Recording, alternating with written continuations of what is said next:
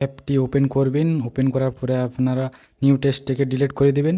Delete করার পরে plus আইকনে ক্লিক করে আপনারা নিউ টেক্সট নিয়ে নেবেন। ওখান থেকে আপনাদের চ্যানেলের প্রথম অক্ষরটা টাইপ করবেন। টাইপ করার পরে ওকেতে প্রেস করে আপনারা এটাকে একটু বড় করে নেবেন। বড় করার পরে আপনারা এটাকে একটু অ্যাডজাস্টভাবে বড় করে আপনারা এটাকে কপি করবেন। কপি করার পরে এটাকে আপনারা সেট করবেন। সেট করার পরে আপনাদের চ্যানেলের লাস্টের নেমটা আপনারা এখানে টাইপ করে বসিয়ে দেবেন। বসার পরে বন্ধুরা আপনার স্ক্রল করে আসবেন এবি অপশানে। এখানে ক্লিক করে আপনারা যে কোনো একটি ফর্ম নিয়ে নেবেন।